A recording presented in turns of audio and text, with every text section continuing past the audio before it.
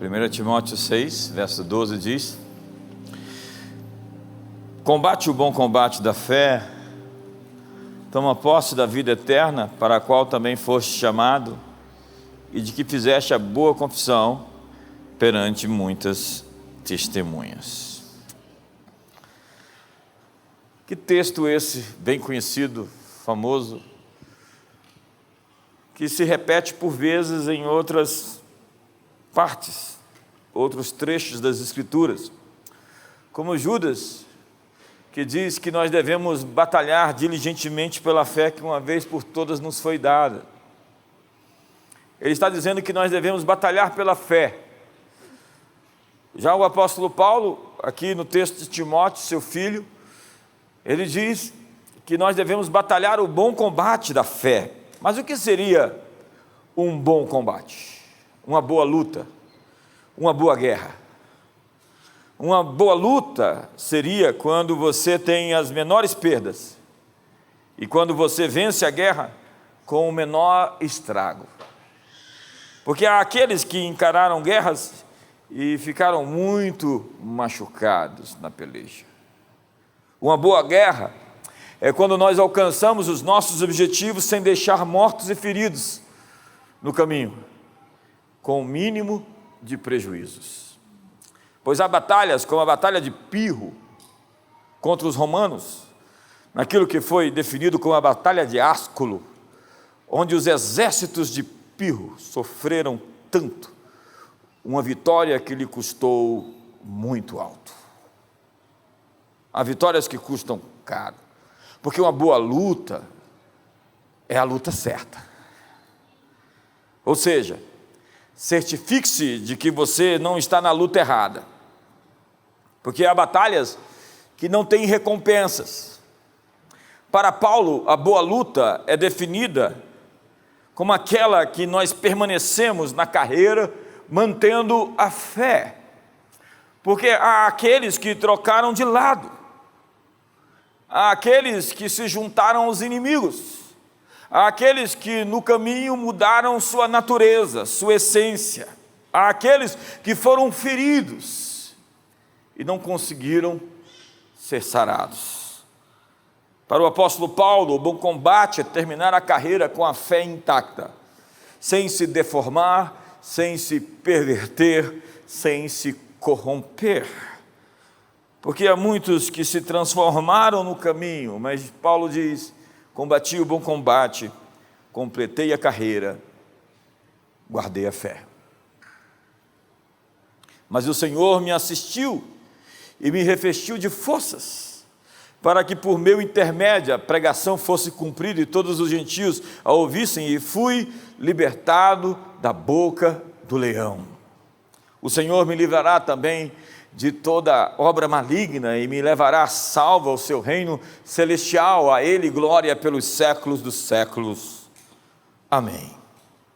Para um professor, uma boa luta, um bom combate, deveria ser conseguir desenvolver seus alunos a ponto de que eles adquiram senso crítico. Não é transferir informações, senão dar a eles a capacidade de julgamento, de análise, de perceber, de distinguir o certo do errado, o falso do verdadeiro, o santo do profano, e não simplesmente formar alunos que sejam massa de manobra ou soldadinhos de chumbo de um sistema maligno e corrompido. A boa luta de uma dona de casa, de uma mãe, é ver seus filhos crescerem e alcançar o seu potencial pleno. A boa luta de um ministro do Evangelho é ter não somente uma grande igreja, mas grandes pessoas ao seu lado. Grandes pessoas. Grandes igrejas deveriam também ser compostas de pessoas grandes. Como disse o apóstolo Paulo: meus filhinhos, por quem de novo sofro as dores de parto, até que Cristo seja formado em vós. A boa luta para um político deveria ser conseguir trazer soluções que iriam revolucionar a maneira de viver das pessoas numa cidade ou num país. e não legislar em causa própria, em seu próprio benefício. A boa luta é uma luta da fé. Combate o bom combate da fé. Eu aprendi desde cedo que você não pode lutar com o inimigo e contra as suas circunstâncias simplesmente com os seus olhos, com a sua visão. Nós não vivemos por vista, nós vivemos por fé, disse Paulo. E diz o autor a Hebreus que nós somos da fé. E se meu justo retroceder, eu não terei nenhum prazer nele, porque nós vivemos pela fé e não por emoções, por sentimentos. Porque emoções sobem, emoções baixam. E a vida de uma pessoa conduzida por sentimentos é uma vida de instabilidade. Não se dá para confiar em pessoas movidas por sentimentos subjetivos todo o tempo, porque a boa luta da fé desafia estatísticas, desafia previsões, vaticínios calamitosos e promove a invasão dos céus sobre a terra. A boa luta é uma luta da fé, além da razão, além das emoções, além dos sentimentos, além do universo matemático, frio, calculista, cartesiano. Entenda, é o profeta Isaías quem diz: os meus pensamentos não são os seus pensamentos, assim como os céus são mais altos do que a terra. E por vezes nós estamos tão nivelados nessa frequência mais rasteira da existência. Nossos pensamentos estão tão vinculados às situações que nos cercam, e ao invés de modelar e moldar o mundo, estamos sendo moldados por aquilo que acontece sobre nós. Mas não deveria ser assim, porque viver pela fé é justamente transformar a realidade na realidade de Deus, ao invés de sucumbir e declinar diante delas. Cremos não porque vemos, cremos e portanto veremos. Porque a fé é a certeza das coisas que se esperam, a convicção dos fatos que não vemos, que apesar de ver, temos convicção que estão prestes a se manifestar, a se materializar, a se molecularizar. Como dizem as Escrituras, o meu justo viverá pela fé, pois andamos por fé e não por vista, embraçando o escudo da fé, sobretudo, embraçando o escudo da fé, contra a qual podereis apagar todos os dardos inflamados do maligno, porque esta é a nossa vitória que vence o mundo, a nossa fé. A fé que luta por um futuro prometido. A fé que é o grande motor da história. A fé que sempre exige uma ação. E às vezes significa gritar tão alto como gritou o Bartimeu, incomodando todos. Ou furar a fila, como fez a Sirofenícia. Ou quebrar todos os protocolos culturais, como fez a mulher do fluxo de sangue. Ou subir em uma árvore no meio de uma multidão, como fez assim Zaqueu. A fé exige um passo, um movimento. A fé traz o reino em foco. Não se trata do mundo visível, tangível, palpável, perceptível pelos sentidos humanos. Há algo além de tudo isso, do que a vossa vã filosofia poderia imaginar. Todos os recursos do Pai Celestial, todos os seus benefícios e todas as suas promessas. Jesus deu as instruções bem específicas aos discípulos. Buscar em primeiro lugar o seu reino e a sua justiça, e as outras coisas vêm a reboque. Paulo ensinou: pensai nas coisas lá do alto, onde Cristo habita, não nas coisas da terra. As coisas que se veem são temporais, disse ele, e as que não se veem são eternas. Então volte a sua atenção para o invisível. A incredulidade é a fé na realidade visível inferior. Deus criou todas as coisas para falar dele. Anjos, homens, céus, terra, rios, árvores.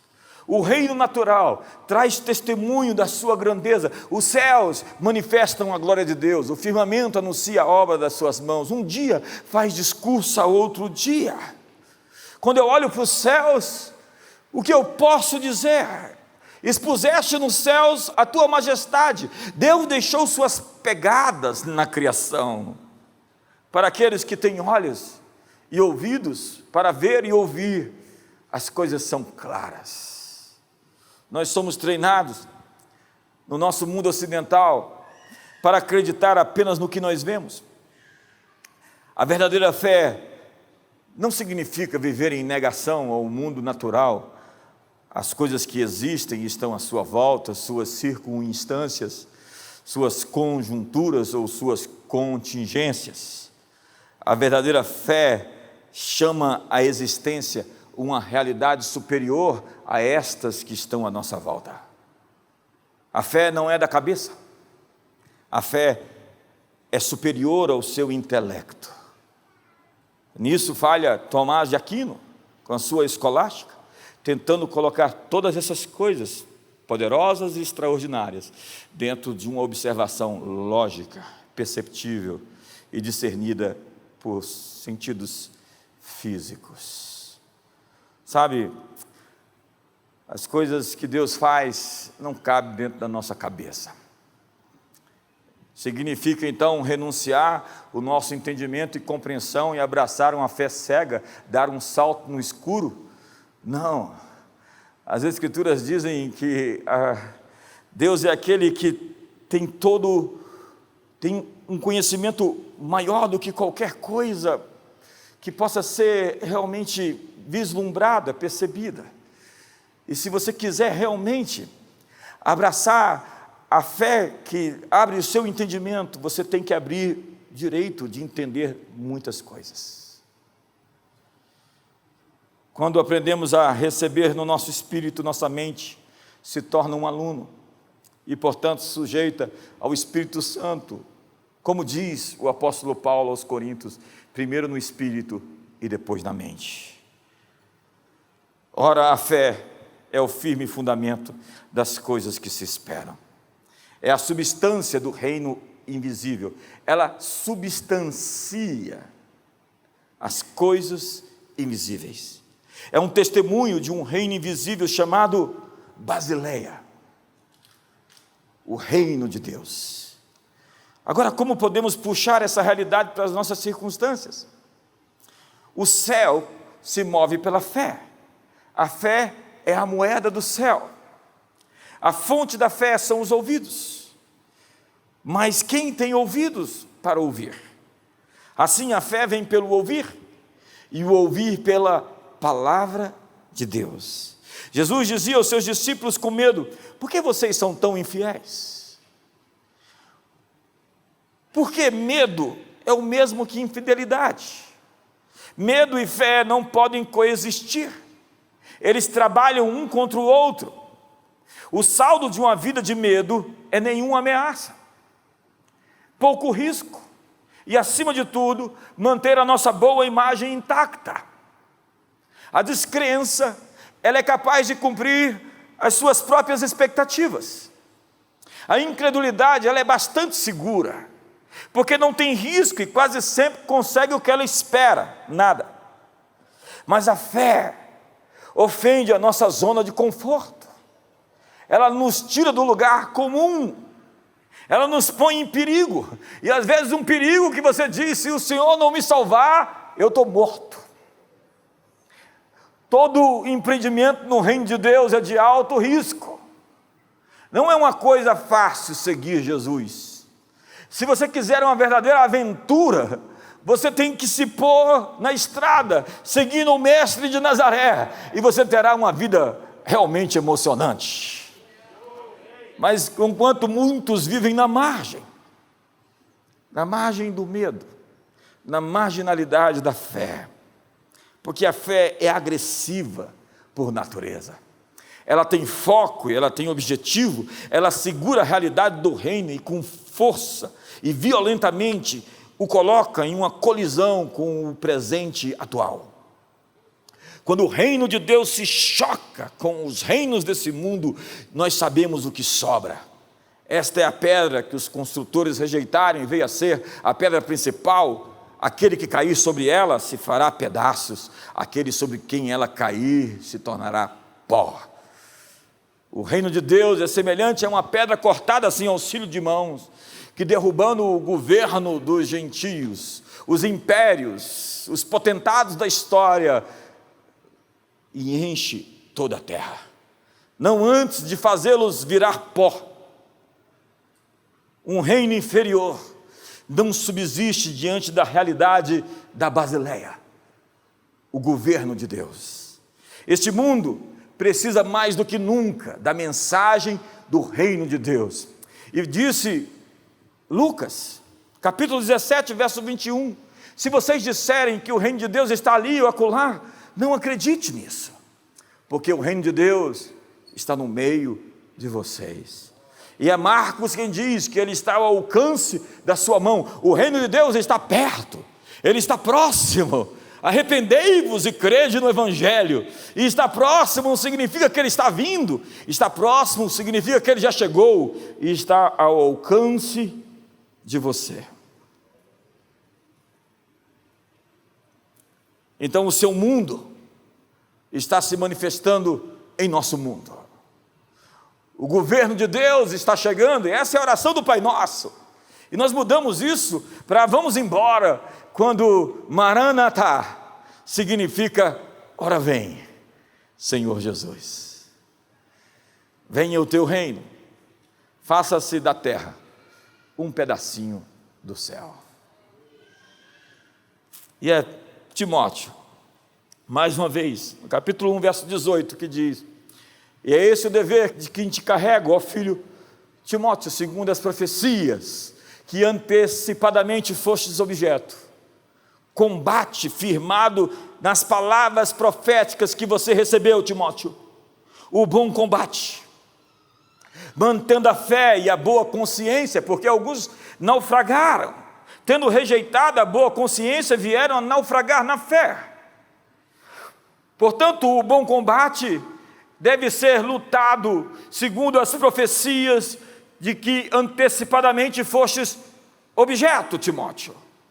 Paulo está dizendo: financie o futuro, engravide a atmosfera com palavras proféticas, lute pelas palavras proféticas que você recebeu, lute por aquilo que você foi alvo, que lhe foi manifesto, que lhe foi dito. Nós pensamos que profecias são automáticas, elas simplesmente acontecem, mas não é assim que acontece. Elas precisam ser ativadas. Há tantas palavras proféticas liberadas num culto desse, e há pessoas que chegam e dizem: esta é minha, e elas pegam essa palavra, levam para casa e dizem de manhã, de tarde, de noite, que isso é o que vai acontecer sobre suas vidas, e aquilo se torna uma obstinação, e elas jejuam e oram, elas dizem: a promessa que foi me dada é ela que vai acontecer, e está prestes a aparecer, está prestes a se manifestar, como disse Pedro no dia de Pentecostes: olha, vocês mataram o autor da vida, mas vocês são filhos dos profetas, porque desde Samuel e todos quantos depois dele profetizaram estes dias, vocês são filhos da palavra profética. Eu estava acabando de falar com alguém ali, eu estava reclamando outro dia desse para um amigo meu, um grande profeta de Deus, sobre os desvios do ministério profético. Entenda que no ministério profético há tanta confusão. É Jezabel, um espírito de manipulação. É Balaão, o que amou o prêmio da injustiça. É Simão, o mágico, que tenta manipular e comprar os dons do Espírito. É Piton, a adivinhação, se confunde com dons espirituais. E eu disse, tantas distorções no ministério. E aquele meu amigo disse para mim: se você está reclamando do falso, mostre o verdadeiro para as pessoas. Senhoras e senhores, está na hora de nós mostrarmos às pessoas o verdadeiro ministério profético, onde quem profetiza não é superior a quem recebe a palavra profética. Porque já por profetizar com orgulho, você já percebe que existe alguma distorção sobre aquilo que já está sendo manifesto. Porque orgulho e palavra profética não se misturam, é água no óleo. E tem gente que pensa que porque é profeta, eu tenho medo de alguns profetas, eles olham para você assim, tipo, e normalmente as suas palavras não são muito boas, E a Bíblia diz que quem profetiza, profetize de acordo com a sua fé. O que isso significa? Isso significa que quem não tem muita fé deveria ficar calado e não profetizar para ninguém. E uma das boas saídas para você, quando receber uma palavra ruim, é dizer: veja que você está com pouca fé, amigo profeta.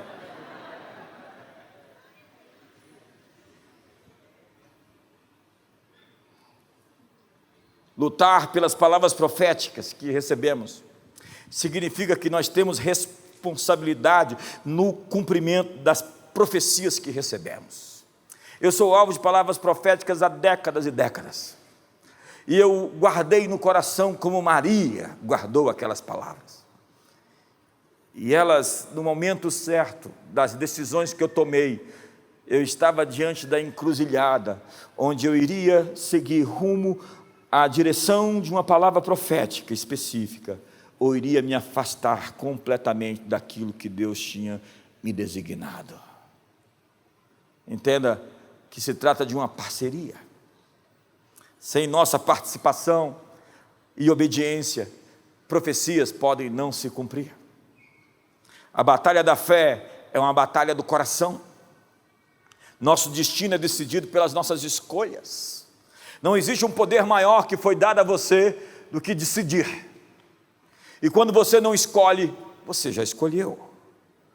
Nosso destino é assim decidido pelas escolhas que fazemos. E podemos ter uma colheita de 30, de 60 ou de 100 por um. De acordo com a qualidade das nossas decisões, teremos uma qualidade nas nossas colheitas. Então não reclame daquilo que você está colhendo, reclame daquilo que você estava plantando.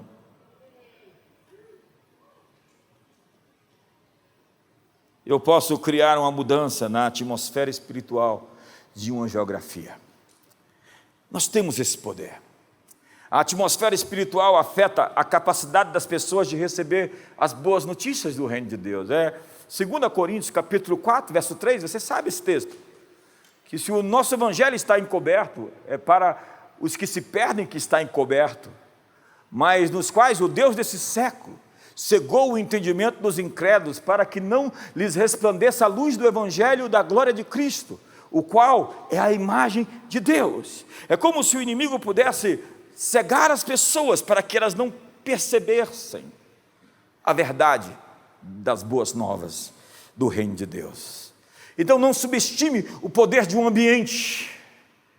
Uma atmosfera tem o poder de lhe ativar, de lhe acordar coisas boas ou coisas ruins. No avivamento de Gales, em 1904, dizia-se que ao falar daquilo que estava acontecendo em Wales, ali na Inglaterra, o que eles estavam comentando estava acontecendo em tempo real, aonde se falasse daquilo. É como se eu falasse do avivamento do Espírito Santo e o avivamento chegasse até a mim, porque eu disse sobre aquilo que estava acontecendo em outro lugar. A Bíblia diz: descobrirá nesse monte o véu que cobre todos os povos, a coberta que cobre todas as nações. Como disse em Apocalipse, que os céus vão se enrolar como um pergaminho, como se existisse algo que não nos é mostrado e de repente fica claro, evidente, lúcido. A realidade do céu então pode ser liberada à terra.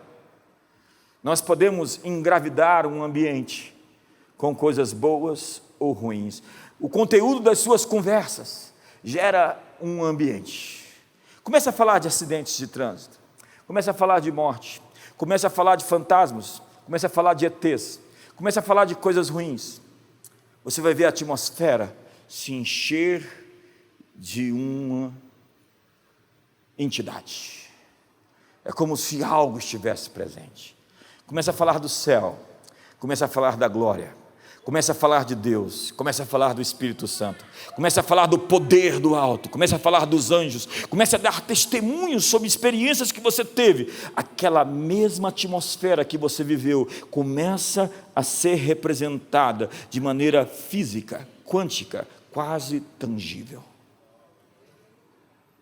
Quando Deus faz um milagre, Ele não somente fez um milagre, mas Ele mostrou a todos quem Ele é. Entender o milagre é entender a natureza de quem o fez. Milagres estabelecem um padrão.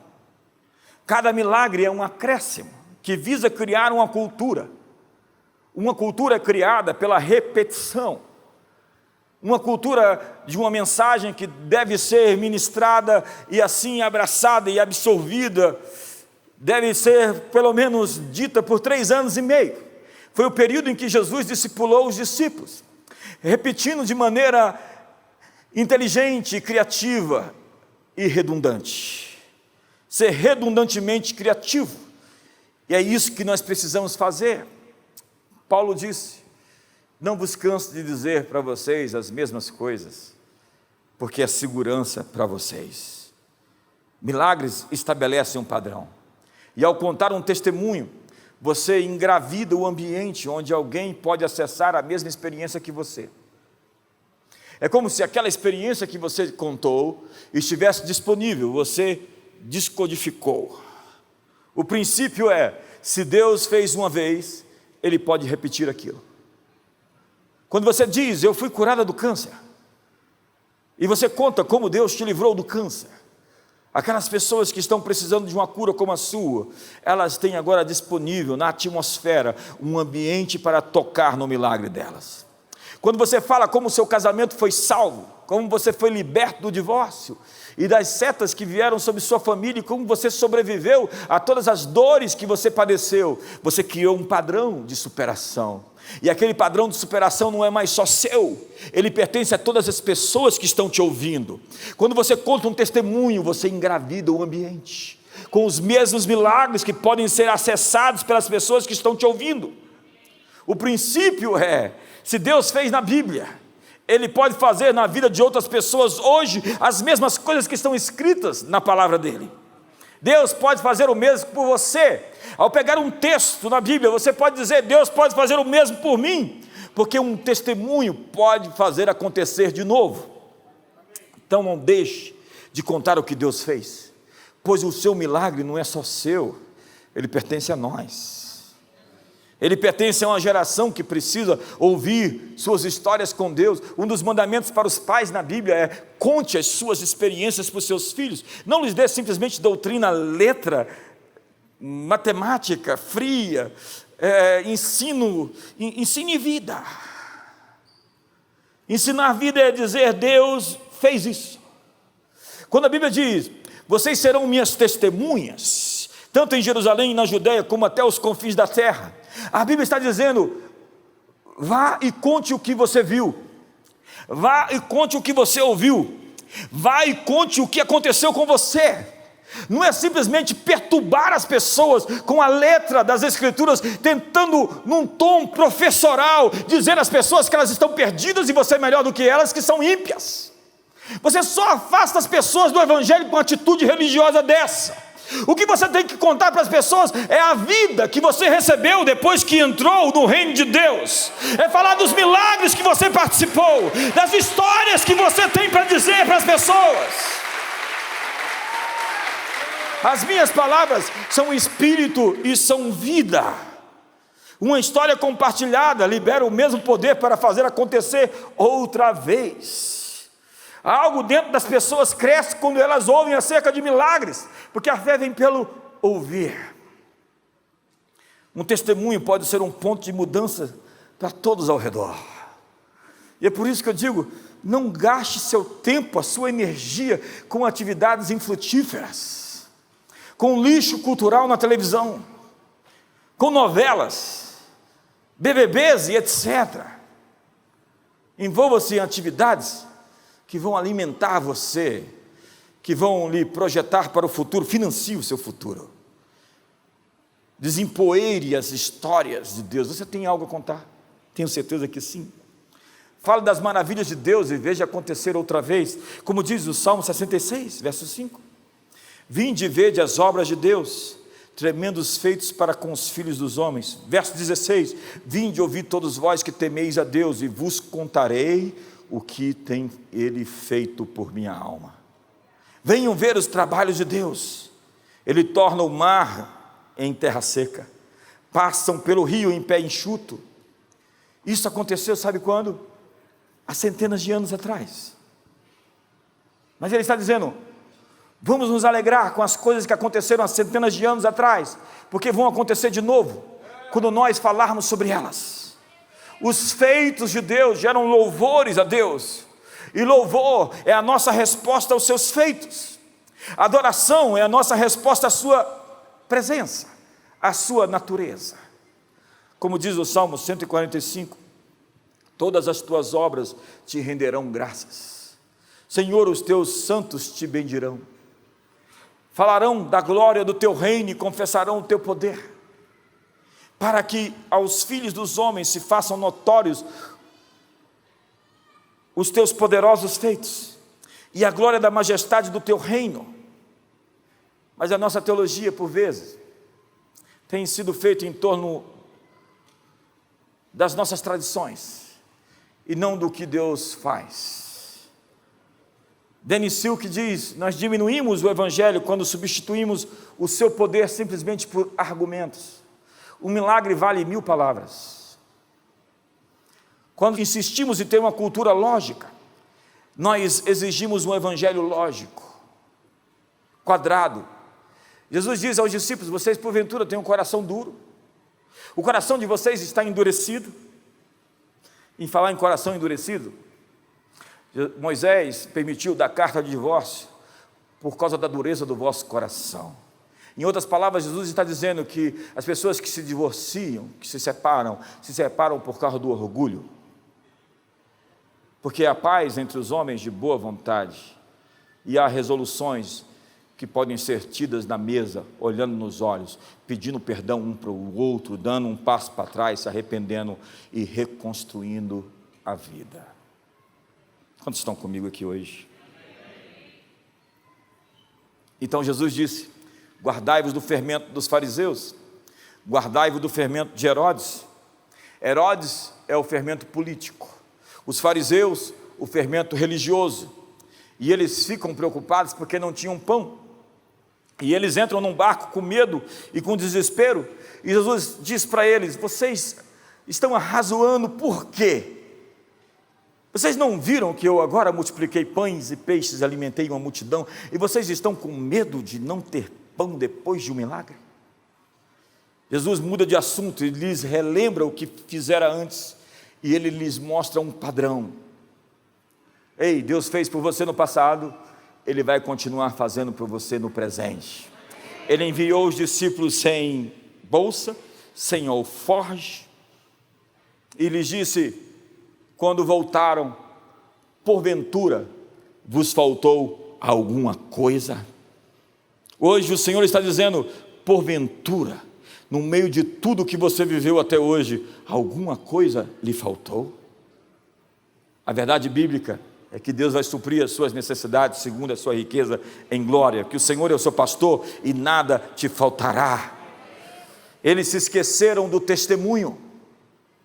Os desafios que enfrentaremos não serão respondidos com a nossa habilidade, mas com a força de Deus. Não é por força nem por violência, pelo meu espírito. Ora, aquele que é poderoso para fazer infinitamente mais de tudo quanto pedimos ou pensamos, segundo o seu poder que opera em nós. Não é a minha força, mas o seu poder. Não é a minha capacidade, mas a sua capacidade. Não é a minha sabedoria, mas é a sua sabedoria. Eu não estou aqui por conta própria. Se eu posso chamá-lo de Pai, eu posso acreditar que Ele vai me conduzir ao futuro desejado. Então Deus está dizendo: lembre-se das vitórias passadas. Quais histórias você tem para contar? Sua vida é feita de parábolas. Cada situação enfrentada traz uma mensagem a esse mundo. Seus testemunhos de vitória alimentam os que passam hoje pelas mesmas histórias que você superou. Você será conhecido pelas histórias que você superou. Na verdade, você será conhecido pelo inimigo que você venceu, Davi e Golias, ou pelo inimigo que venceu você, Sansão e Dalila. Há pessoas com PhD em doenças que foram vencidas, com medo, opressão e ansiedade que foram superados. Minha pergunta crítica para essa noite é: como você será lembrado. Alfred Nobel abriu o jornal um dia e descobriu que estava registrado no obituário que o homem que inventou a dinamite havia morrido. Seu irmão havia morrido e tinham dito que era ele que tinha morrido. E ele pensou naquele dia: quando eu morrer de fato, as pessoas se terão lembranças sobre mim, de como eu criei um instrumento para matar pessoas. Imediatamente ele reconfigurou sua vida e ele criou um prêmio para que todas as pessoas que se destacassem na ciência, em invenções que salvassem vidas, ou na pacificação, na paz nas nações, receberia dinheiro, bastante dinheiro. Ele criou um prêmio. Ninguém sabe quem é Alfred Nobel, senão aquele sujeito que criou um prêmio com o seu nome, a fim de destacar e premiar as pessoas que fizeram bem à humanidade. Minha pergunta é: como você será lembrado? A Cirofenícia é a mulher que será lembrada como aquela senhora que recusou-se a ser ofendida. Jesus levantou uma barreira entre eles, e ela foi lá e quebrou o muro, se humilhou e recebeu o seu milagre. Ela ultrapassou a barreira que ele mesmo criou e sua filha foi curada. Mas muitos aqui talvez estão presos nessa barreira da mágoa, do ressentimento, da dor não curada. Acredite, se você quiser viver uma vida poderosa, há histórias que você tem que esquecer. Mude a sua história e o seu final será diferente. A propósito, qual é a sua história? Qual é o seu testemunho? Eu não sei você, mas eu quero ser conhecido na história como alguém que ama a presença de Deus e manifesta quando nos reunimos. Em Êxodo capítulo 19 diz: vocês serão para mim um reino de sacerdotes e uma nação santa. Nós somos parecidos com quem adoramos. E Deus responde aos louvores do seu povo com a manifestação da sua presença. E o seu primeiro passo para a grandeza é adorar a Deus de maneira extravagante. As gerações futuras vão contar a história das pessoas que adoram a Deus extravagantemente. Foi o que Jesus disse: fiquem quietos, calai-vos, porque onde o evangelho for pregado, a história desta mulher, do que ela fez, será contada. Alguém que adora a Deus de maneira extravagante será lembrado na história. A humildade recebe como recompensa a exaltação, e a fraqueza nos qualifica para a força. Nós vemos no Novo Testamento que Moisés era um homem poderoso em obras e em palavras. Mas no cristianismo atual, ninguém pode ser poderoso. Nós somos somente vermes imprestáveis. A Noé, Deus disse: frutificai e multiplicai-vos na terra. Para Abraão ele disse: eu te multiplicarei e farei de você extremamente frutífero. Para Isaac ele disse: farei seus descendentes se multiplicarem como as estrelas dos céus. Para Jacó ele disse: frutificai e multiplicai-vos. Para o povo de Israel, eu quero compartilhar um texto com você, onde ele diz: para vós outros olharei e vos farei fecundos e vos multiplicarei e confirmarei a minha aliança convosco. Comereis o velho da colheita anterior e para dar lugar ao novo tirareis fora o velho. Ainda nem terminastes de comer o velho e chegará uma colheita nova. Porei o meu tabernáculo no meio de vocês e a minha alma não vos aborrecerá. Andarei no meio de vocês e serei o vosso Deus e vós sereis o meu povo. Eu sou o Senhor vosso Deus, que vos tirei da terra do Egito, para que não fossem seus escravos. Quebrei os timões do vosso jugo e vos fiz andar eretos. Nós estamos para viver uma história, onde histórias excepcionais deixarão de ser exceções. É a nova normativa do reino de Deus. A atmosfera fica grávida ao receber nossos testemunhos. Qual é a sua história? Qual o conteúdo das suas conversas? Eu já fiquei muitas vezes cheio do Espírito Santo só de conversar com pessoas coisas sobre Deus. e já fiquei bastante oprimido no meio de fofoca. E de gente que abre a boca, como dizem em Hebreus, não haja em vós nenhuma raiz de amargura que brotando vos perturbe e contamine todos os demais. Sentimentos têm presença, palavras têm presença, pensamentos têm presença. Hoje, eu quero dizer que quando Deus faz um milagre, Ele faz mais do que um milagre. Ele revela quem Ele é. Ele é o Senhor da cura. Yahvé Rafá, para você que precisa de um milagre no seu corpo. Ele é Yahvé Shammah, o Senhor que está aqui, para você que se sente sozinho. Ele é Yahvé Tsadekenon, para você que está em batalha e em guerra. O Senhor dos exércitos, Yahvé Sabaó, para você que está realmente em enfrentamento. Ele é o que você precisar.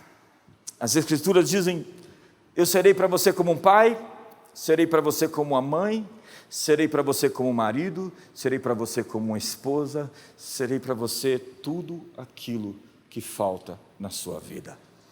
Deus nos basta.